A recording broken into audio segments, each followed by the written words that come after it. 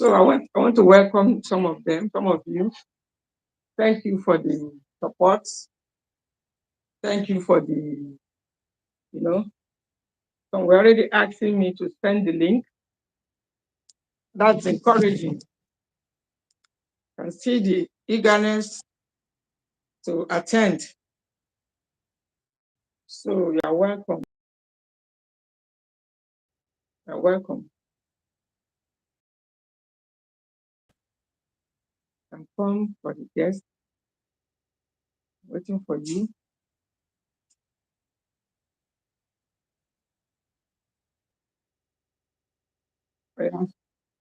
No, make that begin they come. They're asking me for the link. I've sent the link. So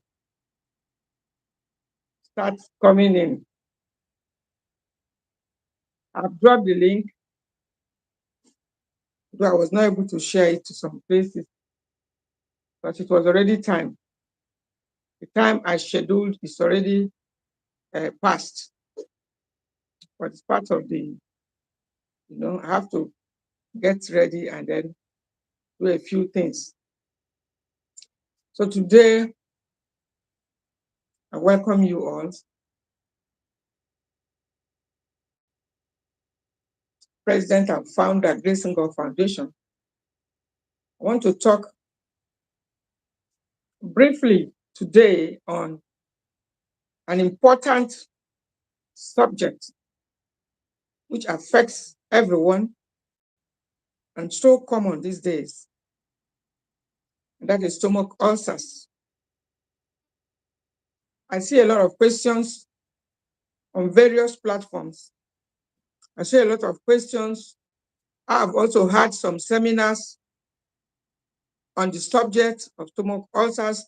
I mean, in-house seminars, several seminars for those with stomach ulcers. Despite all the, efforts I see on various platforms, questions, concerns about this very subject. I therefore thought to talk about it again, because we cannot talk too much of it as long as there is need. So we'll continue to talk about it. What are the causes?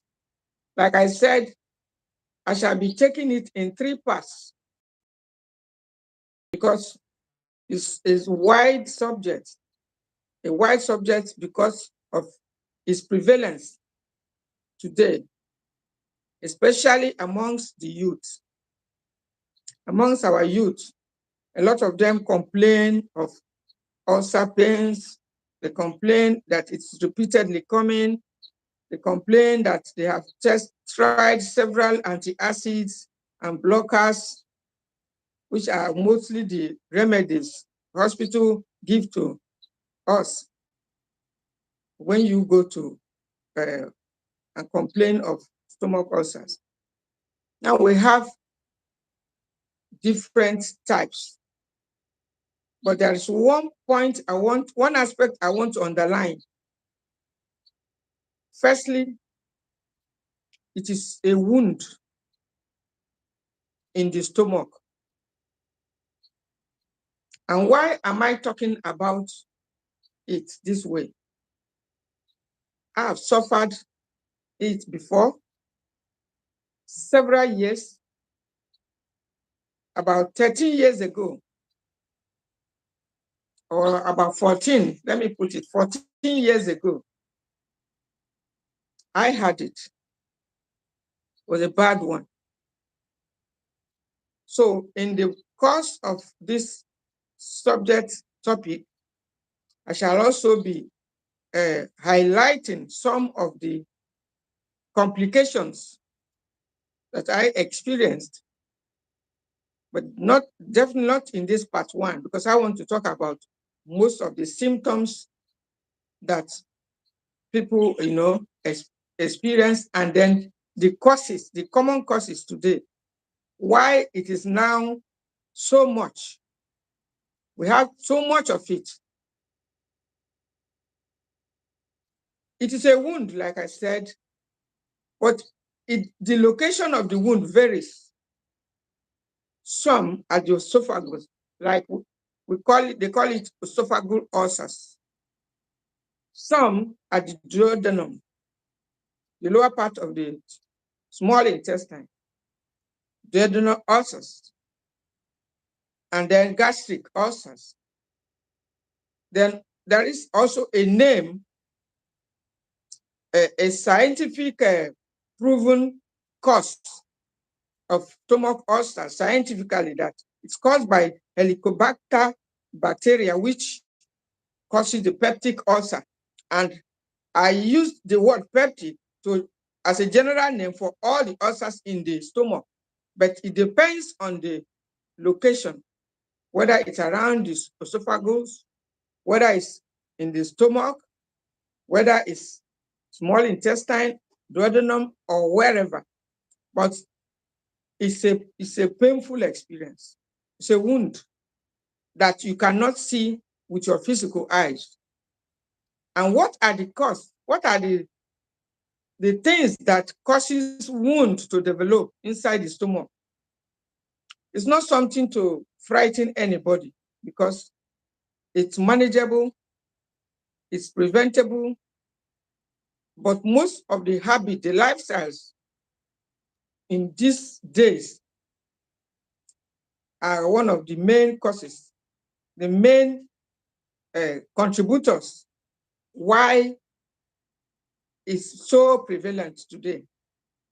And number one, when I look at several questions and complaints that maybe some people cry out that they're dying of stomach ulcers, that someone should help and all of that, occasionally I look at it, occasionally I drop a comment, but that is not enough, because you must, first of all, address the cause of a disease, because knowing the cause of a disease is as important as the remedy, if not even more. So if you complain of stomach ulcers, which could also be caused by too much acids in the body, let me highlight some of the known causes that I know situations that could lead to stomach ulcers. Number one, if you are taking too much blood thinning foods or blood thinning medications, and that is why we need to be properly guided. When we say natural foods, we need also a guide on it, because some spices, especially, most spices are blood thinners. And when you take too much, it will wear out the delicate linings of the intestine, and in some cases leading to wound, which begins to give trouble and pains, which we call stomach ulcer. So if you are taking too much blood thinning foods, and you should be able to know blood thinning foods, you are warming up or preparing ground for stomach ulcer wound. And also caffeinated beverages. Too much caffeine can take out fluid out of the cells and lead to symptoms and feelings of stomach ulcer, and in some cases, a wound. If you are on blood thinning medication, like some medications for high blood pressure are blood thinners, if you're on blood thinning medication and you continue over for a long time, if you are not mindful of some food choices to make to be able to avert or stop onset of stomach ulcer, you may end up having symptoms that resemble stomach ulcer pain, begin to have pains and signs. If you leave your stomach empty for too long, that is fasting, but that is not the I mean, the major cause, as people attribute most of the stomach ulcers to fasting. In fact, fasting can also cure ulcer, but I'll be talking about this on a separate day. But it can also cause it in extreme cases. But most times, when you take certain things or medications or foods that requires digestive juice or acid production, and you do not follow it up with food in the stomach, you could develop a wound. If the acid in the stomach is produced, the hydrochloric acid is released, and there is no food to digest, and you do this consistently over a long time, a wound could develop, leading to feelings and symptoms of a stomach ulcer. Now, if you're also eating too much acidic foods, this may not sound scientific or may not have a scientific proof. But if you are eating too much based on cases I've handled, based on my experience and others, if you are consuming too much acidic foods over a long time, the stomach may be deprived of food. The cells may be deprived of food. And if you continue to do this, you may begin to experience signs and symptoms that resemble stomach ulcer pains. Now, there is another one. If you are undergoing too much stress, prolonged stress for a very long time, most times I have also handled some people that were experiencing some kind of emotional stress. And over time, they also come up with complaints of stomach ulcer. Because I had already said that there is a link between these organs in our body. So when one organ is in pain or is in trouble, it's important to work hard to restore it before it begins to spread or affect the others. So if you are in the habit of consuming too much acidic foods, you are only feeding the unhealthy cells while starving the healthy cells. And over time, you may begin to experience inflammations and pains.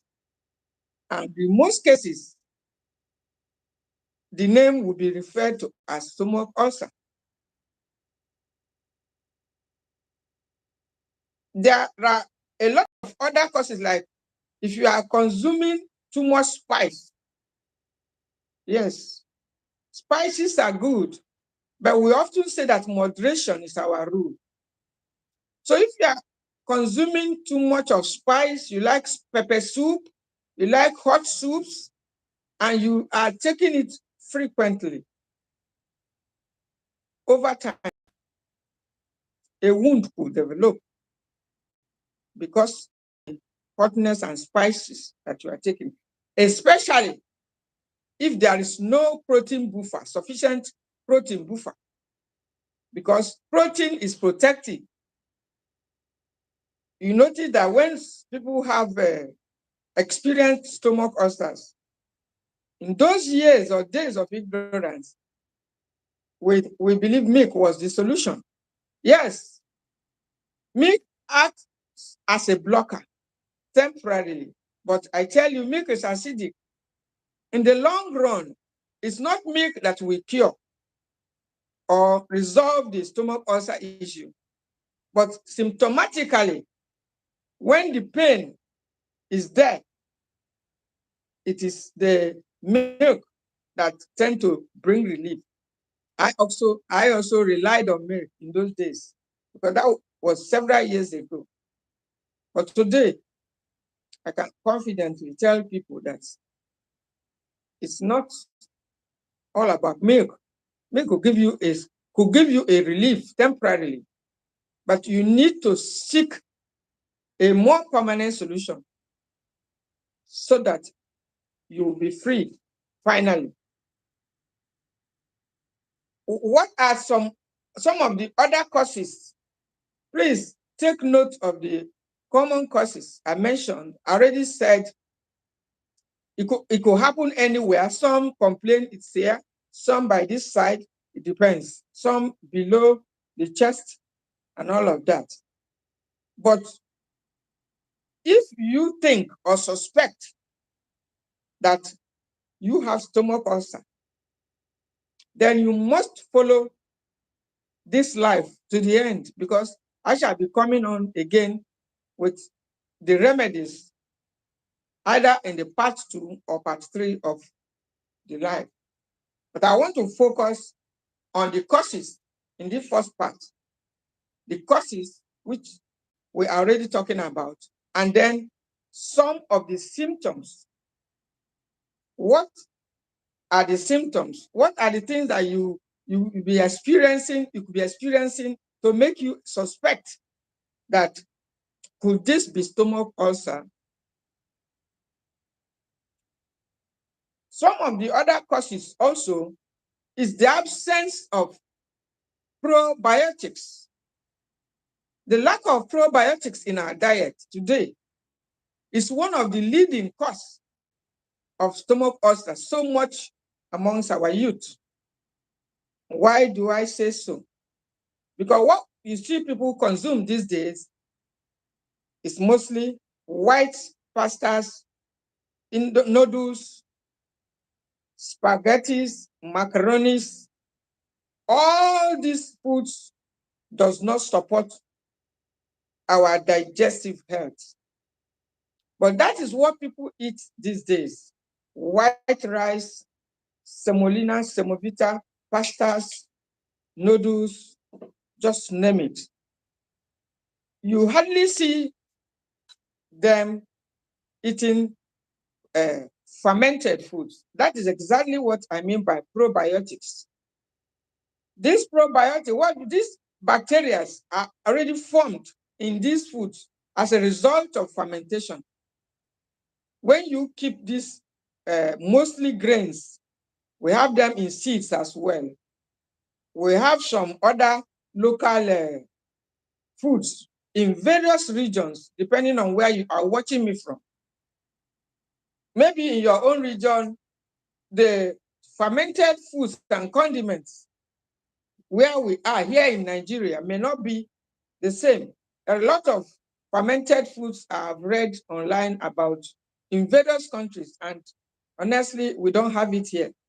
Some of the names I've not even heard of it. So, but it is important to understand what probiotics is all about, so that you will also be able to source for them and ensure that you include them in your diet. And what are the works of these probiotics? I will explain. Now, our intestine, our digestion, our gut health harbors millions and several bacteria. You can go do your own search. But scientifically, we know that there are millions and several bacteria inside our little stomach doing various things for us. So we need to preserve them. It's a kind of symbiotic relationship that exists between these bacteria and us. These bacteria have been created by God and given them their own habitat. And what do I mean by habitat? That is only environment that they can survive. That's their habitation. So they are created originally by God to live right inside our intestine.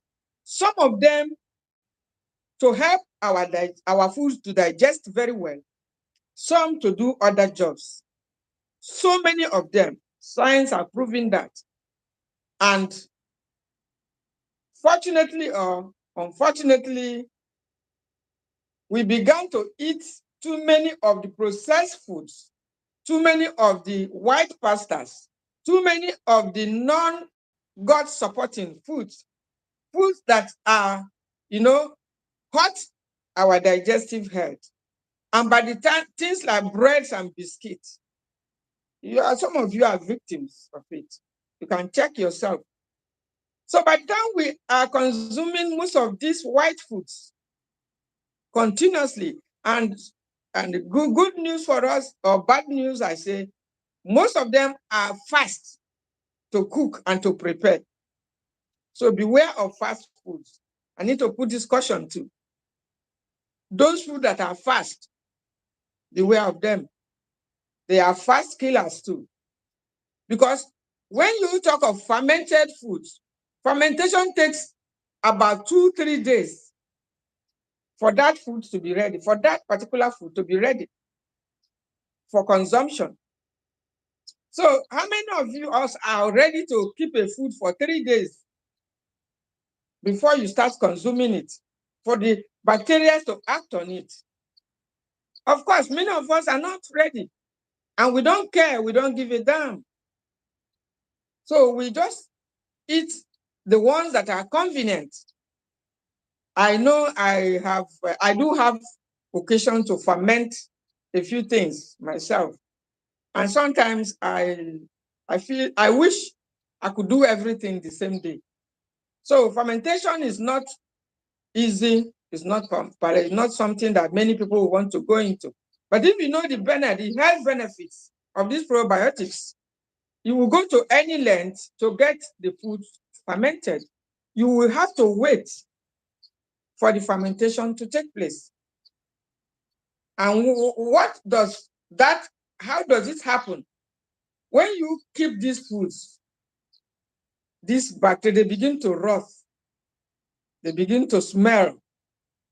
And then as soon as they begin to smell begin to smell some kind of smell around it or inside it, then you will know that the bacteria are present in that food, like yogurt. Most of them have a sour taste. And today, I'm taking time, like I told us before I came online, I already told us that when you attend my live broadcast, you will be able to get more than going through the other platforms. Because I will say more here, then I'll write less, and then do other aspect less. That is why you need to be here. And then make your comments. You can also ask your question. And I promised us that I will attend to the question, even if it's not today, but I'm going to take notice of these questions, and then I will come up and address them on a separate ground, because I want us to put this aspect of our health. Let us consider it that we've conquered it. And that is why one day, 30 minutes, 40 minutes is definitely not going to be enough for the subjects I'm talking about, because I've seen so many people crying out in pains. And it bothers me, because that is what ignorance has done to us.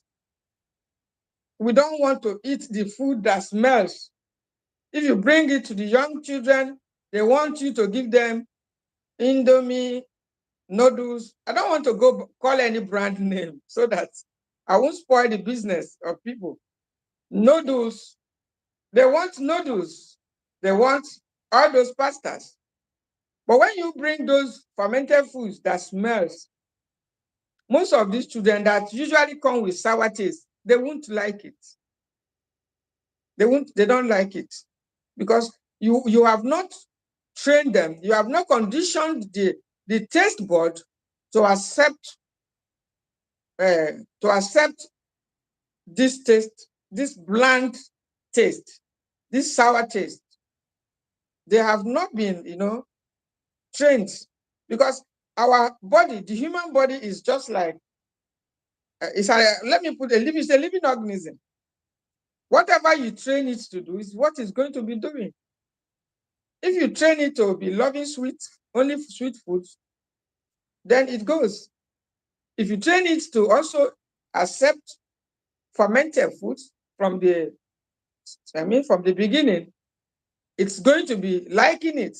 That's the way it works.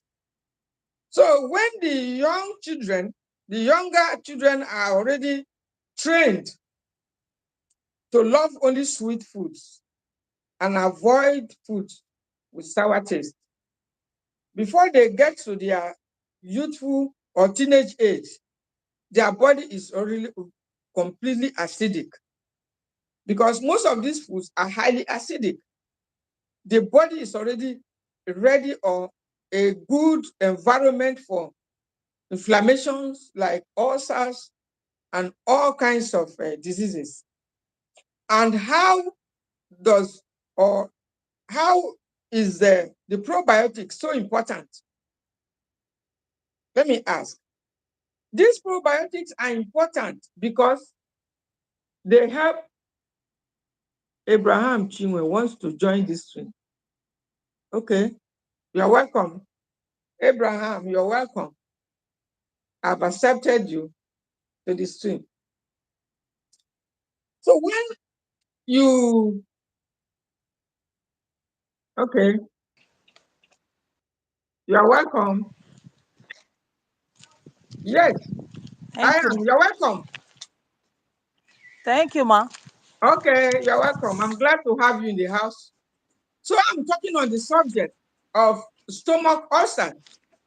And I say that, today I was explaining the point of probiotics in the diet. That what people love to eat today mostly are fast foods, pastas, and all of that. And the work of these probiotics is actually to help to repopulate our gut health. When the unhealthy bacteria outnumbered the healthy bacteria, then we have already prepared the ground for cases like stomach ulcers, infestation by bacteria. And you should not also wonder why typhoid and all the gut-related problems are so much on the increase. And people kept saying they've taken antibiotics, it's resisting. No, my dear. I was a victim of all of this, tested all kinds of antibiotics until I got to know the truth. And for over 14, 15 years, I've not tested any of the antibiotics anymore, because it's only the truth that can set you free. The word of God says you shall know the truth, and the truth shall set you free. And I also want to include that when you know the truth and practice it and put it into practice, that is exactly when you'll be free. So talking still on this probiotics, I thought to emphasize a little more on the role it plays in creating and healing stomach ulcers or preventing it. And why the stomach ulcers are so much on the increase today is because of the absence of probiotics, fermented foods in our diet. People have abandoned fermentation of food. And I also expressed that it takes time to ferment a food, 2-3 days. You have to put it like this cassava. I will be mentioning some common foods, fermented foods that we should eat daily. If you want to reinforce your gut health, you want to support it, you want to strengthen it, and avoid bacteria from, overcoming the healthy ones. So when you include probiotics daily in your diet, you will be able to, to have a balance, an internal balance that won't give room for diseases like stomach ulcers. When when you have that imbalance, because I have said earlier in my earlier broadcast that almost all diseases are as a result of an imbalance. And once you resolve the imbalance, you get back your health. If you know what your body is asking for and you supply it, you move. And that is one of my secrets. So the Mr. A, this thing work for him or work for her, it may not work for you because it may not be what your body is asking for at that material time. So talking of stomach ulcers, you see that the absence of probiotics is why it is on the increase. Our young people, because most people that I see commenting, talking, and I've organized a lot of seminars teaching people, and of course, I'm happy that most of those ones are okay. I'm glad to announce it that they are okay and they can come up if there is need to testify because you need knowledge. So when you know how the gut health works, how it operates, and what you need to support it, then you'll be free. Because to know the cause of a disease, like I said earlier on, is halfway curing it. So we are, first of all, spending time to look at the causes. I shall come to the symptoms of stomach ulcers, but we are focusing on the causes. And I took time to emphasize on the absence of probiotics. I expressed it because that one is, there is a wide gap in that area because some people don't even understand what it is. Some people are asking, what are the probiotics? What are some examples? And I'll be giving us some of the examples. Now, we have most of these probiotics in form of grains, fermented grains like ogi, pap. We have sorghum bicolor. We have sorghum jowa. We have most of them in the grain family. We have people ferment things like cabbage, fermenting millet, fermenting all kinds of grains. But also, in addition to grains, we also have fermented local condiments like all this iru. We have ogiri, we have dawada, we have a lot of it. Even ugba, I think ugba, they call it ugba also. There are a lot of other foods that go through fermentation. So when you include fermented, good dose of fermented foods in your diet, even the cassava, this, what do they call it? This cassava flakes, gari, whether white or whatever, it could also get fermented. That is not a rich source of protein, but because it's fermented, even you see that it's a gut-friendly food because all fermented foods are gut-friendly. They are easily absorbed. They do not cause distress. They do not cause gas. When a food has gone through fermentation, you don't consume such a food and you're experiencing gastric distress, pain in your stomach, like stomach ulcers. The stomach is finding it hard to digest or to absorb such a food. So when people say that they're wondering what are some of the common probiotics they can include, I already mentioned it. And I said earlier that some regions outside Nigeria have various foods fermented. So some people have, I've seen a lot of names anyway, which are not familiar to me, but they are fermented. They are fermented. But here we are. I talk of the ones I know. Why in our own region here, we have a lot of them. We have ogiri, we have uwa, we have iru, we have sugar, we have cassava, we have millet pap, we have ogi baba, sorghum bicolor, all kinds of grains you could ferment. I even find time, despite my tight schedule, I find time to ferment my corn nuts. I shall be talking a lot more about it as a snack, as a common snack that people with diabetes and people with high blood pressure, people with cholesterol and all of that, who easily snack on without inviting other bacteria or disease. So that is about, probiotics. They help to support digestion. They help to populate the gut so that you don't allow the bad guys to overpower the good guys. So the probiotics are the good guys. You want to send more soldiers. And then now I will explain something because this is a life. I want to explain something. There are times when you need probiotics, and there are times when you don't need it. When you take too much of it, it can give skin problems. Some people that I recommended it, some people that met me, and when they saw the result that they received from these foods, fermented foods, they began to take it in a large amount.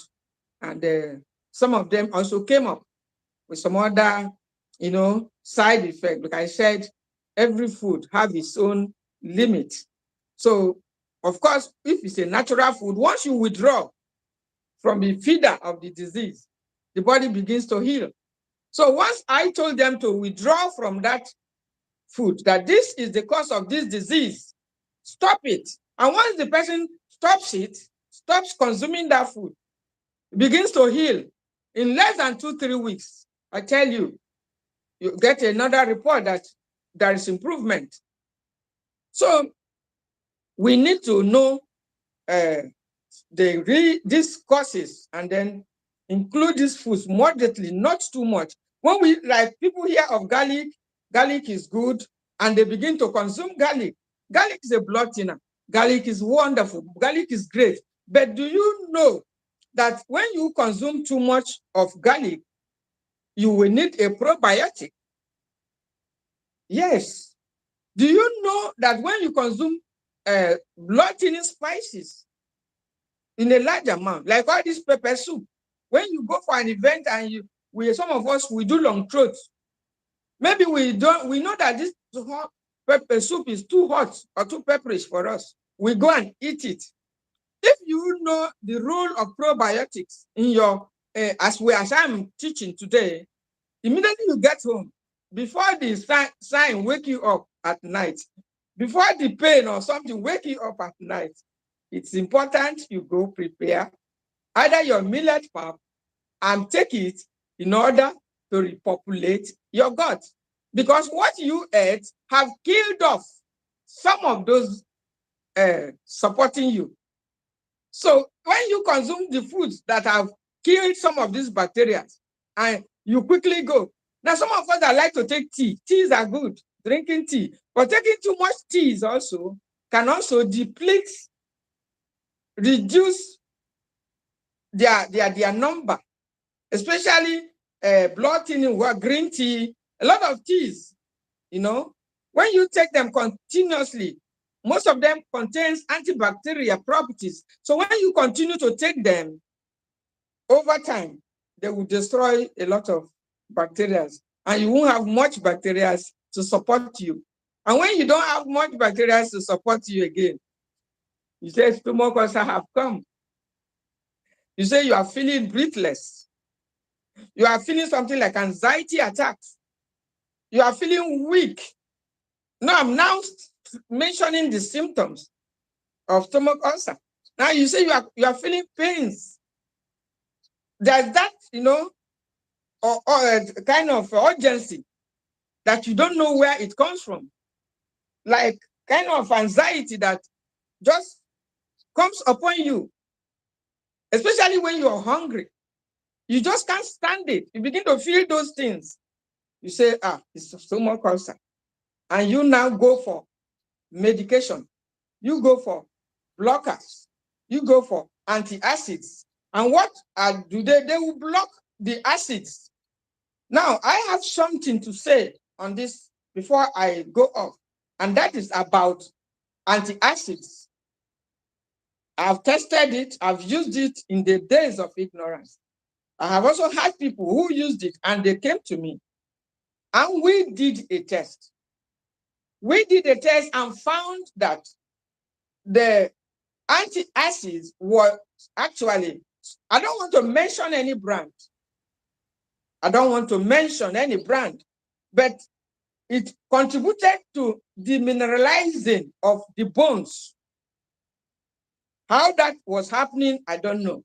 So when we did the test, that was over like for 13 years ago or 14 years. I said, okay, the person should stop the antacids. Should stop the blockers. So when the blockers, the antacids were stopped, next time the person checked, the rate that the bones were, demineralizing was reduced. So I concluded that it was actually contributing. What it means that for women, for those of us women who want to avoid osteoporosis and bone-related issues, it's not safe, it's not good for us to just rely on antacids for a long time without seeking, natural way to resolve the stomach ulcers, which I shall be talking about in subsequent lives. I said the subject, I want to give attention to it because I've seen a lot of questions. I've held seminars in-house. I've talked, and people kept coming. It showed also that there is need. And that's why I decided to go live on it. It's not actually what I planned, but somehow, because the cases kept coming up, the young people are not well informed. They are not educated enough. And so many of them are still eating their noodles, their pastas. They are still, enjoying these things. And most time when you tell them, they don't seem to understand. And I say, people don't value their health until they lose it. When they say this food is not supporting your gut health, you need to stay away. Don't say, I'm too young, let me enjoy first. No.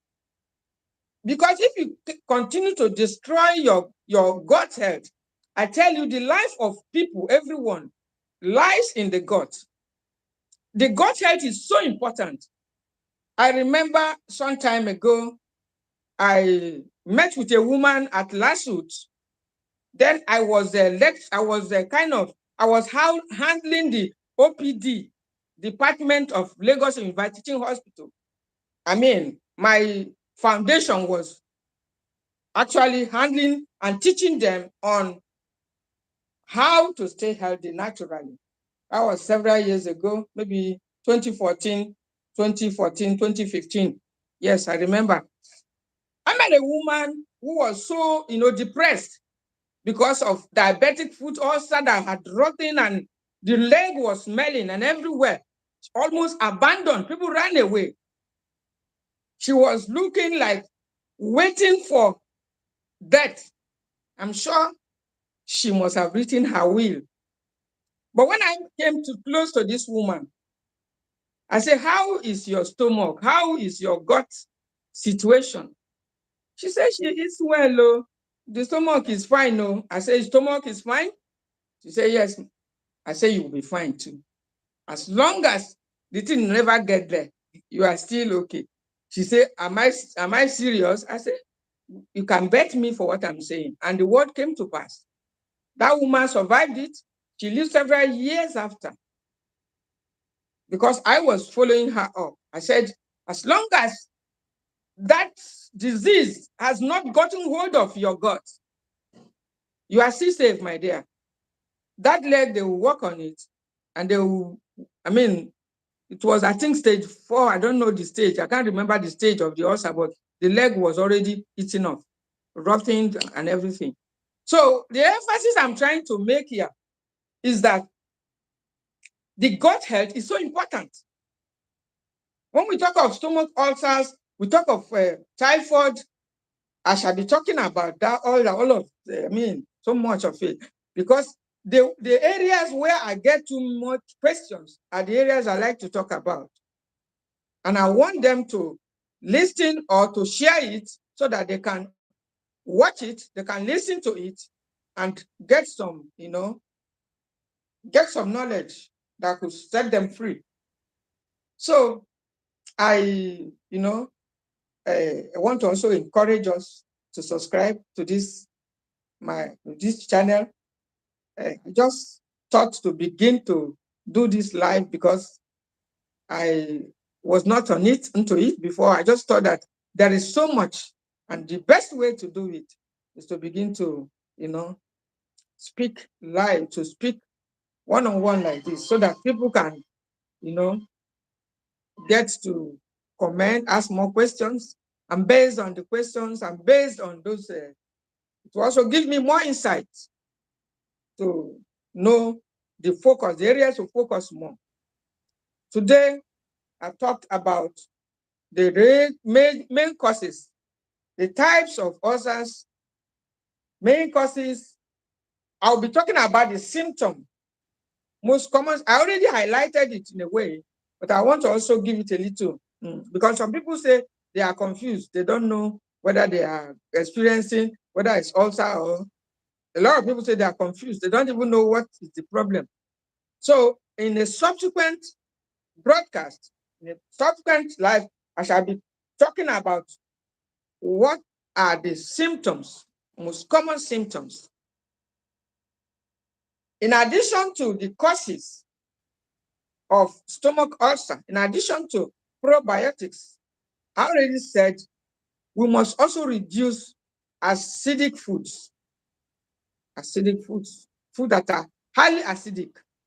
That's what most people eat these days. And so when the acidic level is high, inflammations are high. When inflammations are high, we open door for stomach ulcers, all kinds of injuries in the stomach. Yes, all kinds of injuries. So the list of these causes, which people often put as number one, is fasting.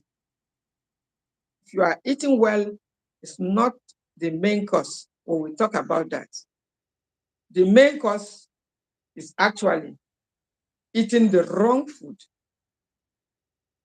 wrong lifestyle, too much blood thinners in your diet, too much acidic foods, too much of caffeine, caffeinated beverages.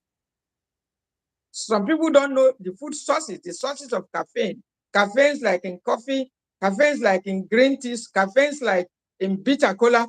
It does not mean that caffeinated foods are bad, no. But we must know when to consume and when to stop. As long as the caffeine is naturally occurring, I say it's a healthy food. I take coffee once in a while. I know there was a time I was avoiding coffee. I said coffee is bad. No, it's full of caffeine. No, my dear. As long as that caffeine is naturally occurring in that food, you don't have to avoid it. There are times when all your body is asking for is a glass of coffee. I'm telling you, as bad as you think they have, put a bad name on coffee and some other foods and say, don't go there. Coffee is so bad. I was, in that class, in that category, I was like brainwashed. You don't even mention it. I said, no, don't go there. It's not good. It's this, it's that. But today, it can cause stomach ulcer too if you take too much, especially black coffee. It can also aggravate it or trigger it, especially if you had suffered it, because it's a blood, it reduces the thickness of the intestine. It's great for constipation. It's a liver supporting food. I'm talking of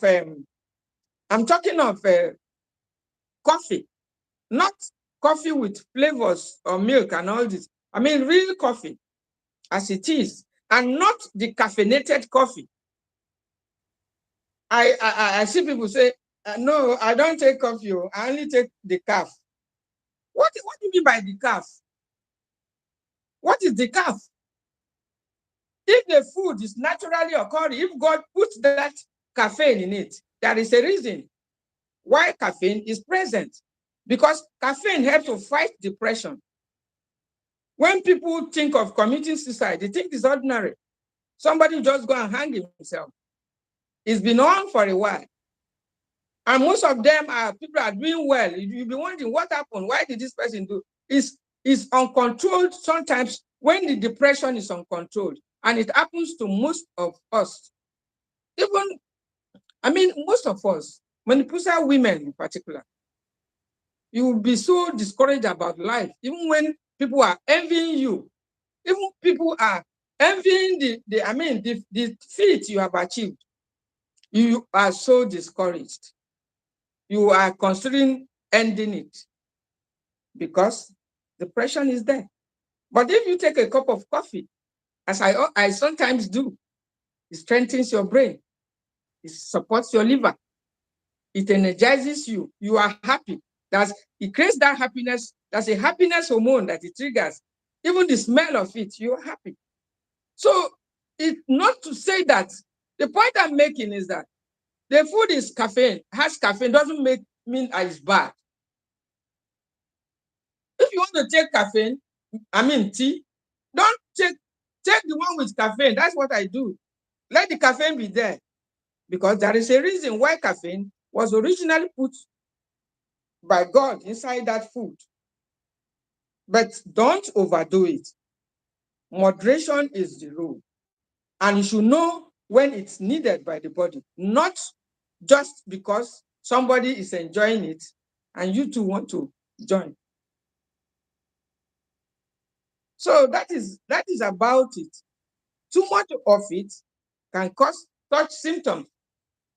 So you don't have to overdo it or abstain from it because you were told that it's bad for you. It could be bad when you take it at the wrong time, when it's not needed by your body. There are times when you don't need it.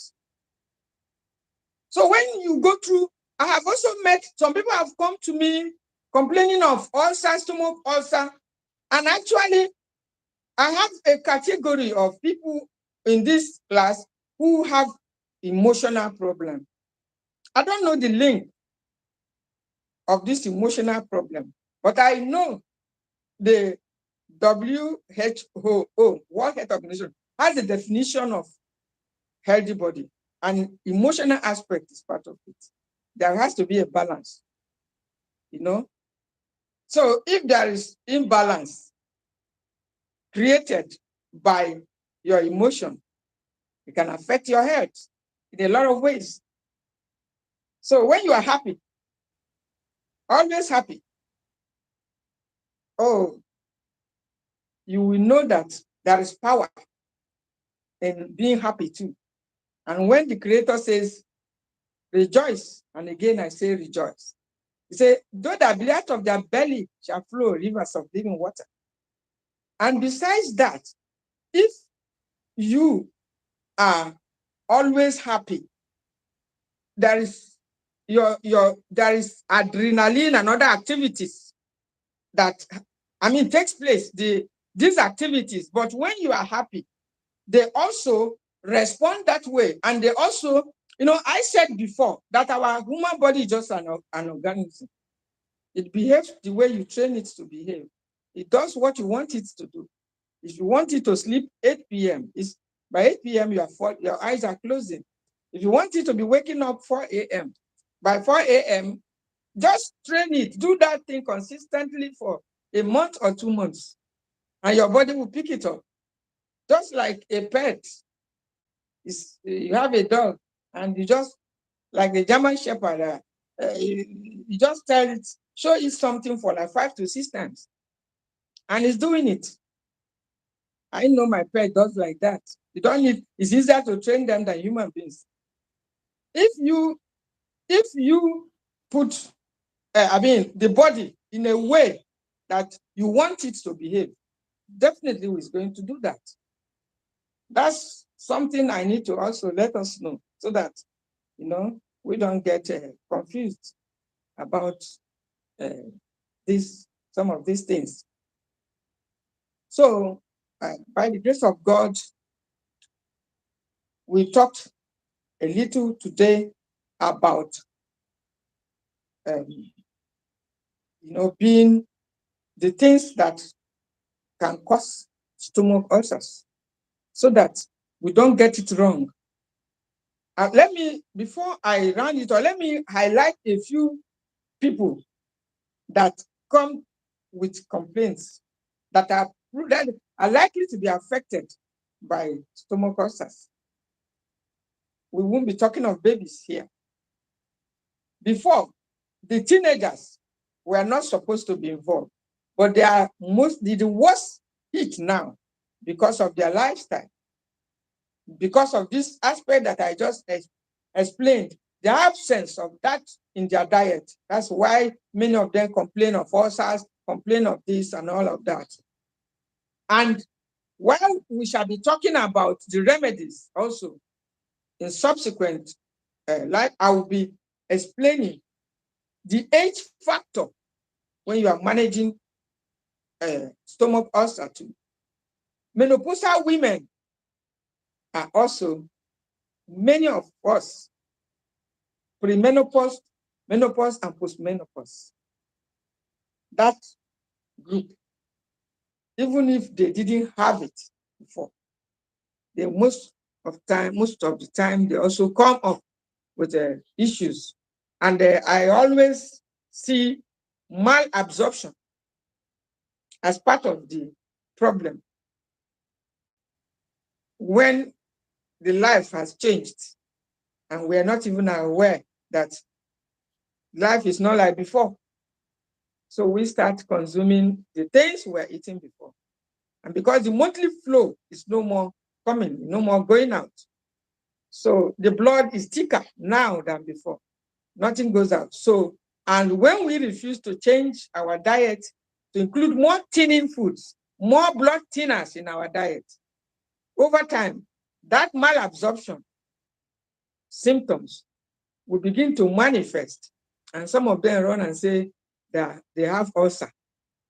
I've handled cases, I've seen people, and upon my interrogation or questioning them, I found out that they had something like malabsorption.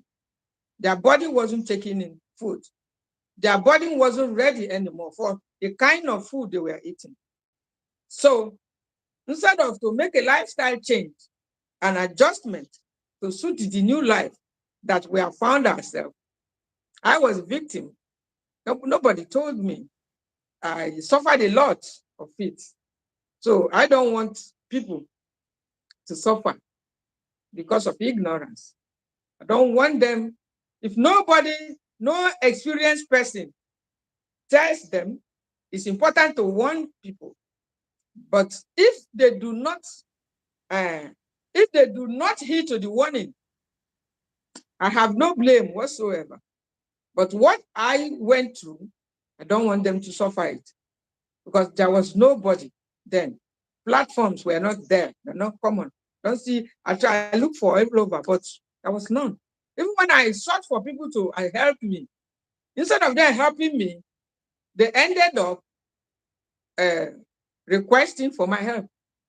I don't know how to express that. But when you go to somebody to heal you and the person turn back, and depending on you to give information or something that they will gather.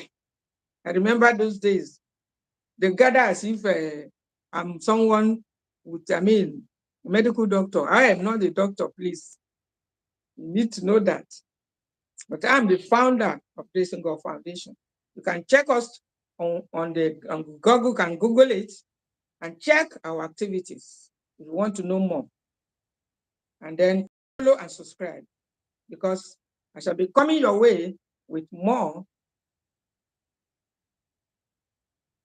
topics like this. And this one is not over yet. We're coming up with the symptoms.